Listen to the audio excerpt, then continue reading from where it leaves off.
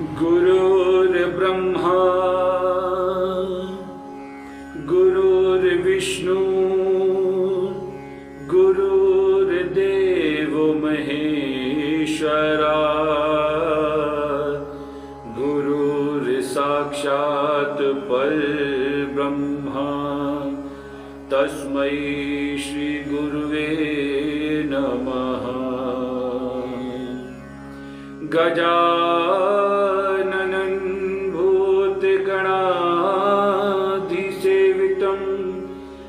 कपितजम्बुफलचार्भक्षणम् उमासुतं शोकविनाशकारकं नमामि विघ्नेश्वरपादपङ्कजम्। सर्वमंगल मांगले शिवे सर्वार्थ साधिके शरणत्र्यंबके गौरी नारायणी नमस्तुते। ओम जयंती मंगला काले भद्रकालिनी कपालिनी दुर्गा क्षमा शिवा दात्री स्वाहा सुधा नमोस्तुते। ओम शांताकारं भुजगशयनं पद्मनाभं सुरेशं विश्वाधारं मेघुणं शुभांगं लक्ष्मीकांतं योगविद्राणकभ्यं वंदे विष्णु भवभयरं सर्वलोकीनाथं सर्वलोकीनाथ। ऋषि विष्णुभ्यो नमो नमः। शिव शक्ति भक्ति गंगा में आप सभी का बहुत बहुत स्वागत है। आइए श्रीमद् भागवत कथा का प्रथम स्कंद के 8वें अध्याय को प्रारंभ करते हैं। बड़े भक्ति भाव के साथ आप कथा को श्रवण कर रहे हैं। आप सभी का मैं बहुत बहुत आभार व्यक्त करता हूं।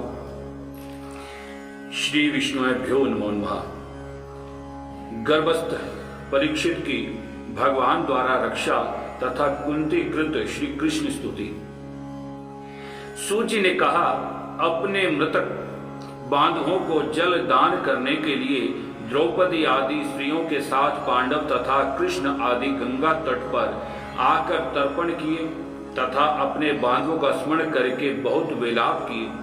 पुनः वहां पर उपस्थित शोक संतप्त धृतराष्ट्र विदुर गांधारी आदि को धौम्य आदि महर्षियों के साथ कृष्ण के संतत्व प्रदान किया और बतलाया कि इस संसार में समस्त प्राणी काल कवलित होते हैं।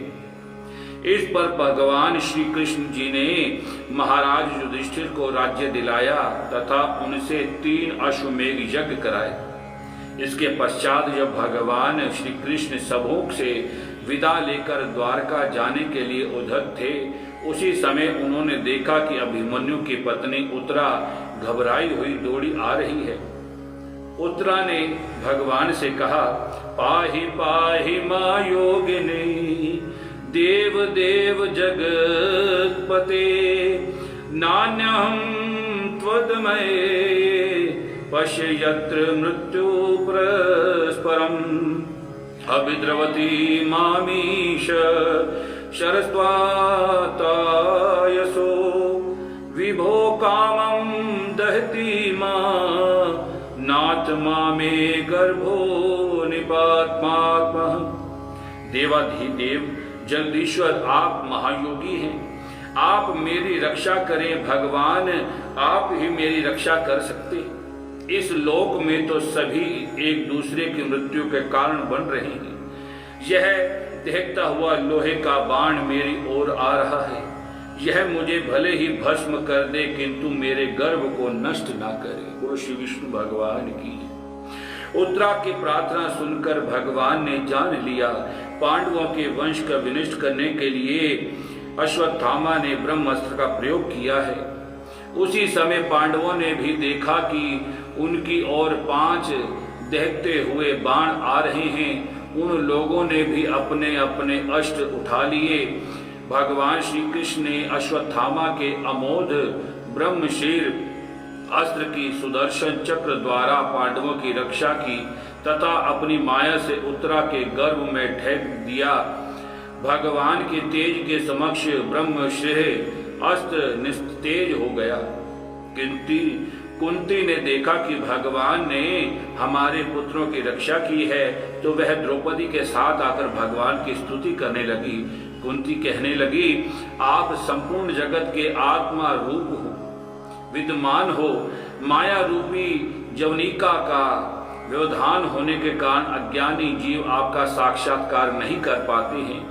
फिर भी जो तत्वज्ञानी परमहंस पुरुष हैं, वे भक्ति भावना से भरकर आपका साक्षात्कार किया करते हैं।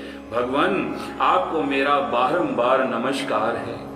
भगवान, आपने कंस का वध करके चिरकाल से शोकग्रस्त जिस तरह देवकी की रक्षा की, उसी तरह से आपने बार बार हम लोगों की अनेक प्रकार की विपत्तियों से रक्षा की है। विष से, लाक्षागृह में लगी भयानक आग से, हिडम्बासुर आदि राक्षसों से, दुष्टों की धूत सभा से, वनवास की विपत्तियों से, अनेक युद्धों में अनेक महारथियों के भयंकर अस्त्रों से तथा अश्वत्थामा के अस्त्र से आपने हमारी रक्षा की है। भगवान, चूंकि विपत्तियों में ही आपके दर्शन होते हैं एवं मेरे जीवन में बार बार विपत्तियां आती रहें, आप अकेजन पुरुषों को ही दर्शन देते हैं। मैं आपको बारंबार नमस्कार करती हूँ। आप इसी प्रकार हमारे ऊपर सदा दया बनाए रखें। इस प्रकार अत्यंत भक्ति भाव 36 श्लोकों से श्री भगवान की स्तुति करके कुंती चुप हो गई। जिस समय कुंती भगवान की स्तुति कर रही थी, उस समय भगवान श्री कृष्ण उनके समक्ष खड़े मंद मंद मुस्कुरा रहे थे। इसके बाद वे हस्तिनापुर आए और जब द्वारका जाने लगे तो महाराज युधिष्ठिर ने उन्हें प्रेम पूर्वक रोक लिया। उन्हें अपने बांधवों के युद्ध में मारे जाने का बड़ा ही क्षोभ था। इस तरह साप्ताहिक महाश्रीमद् भागवत कथा के प्रथम स्कंद का 8वां अध्याय संपूर्ण हुआ। ओम नमो भगवते वासुदेवाय।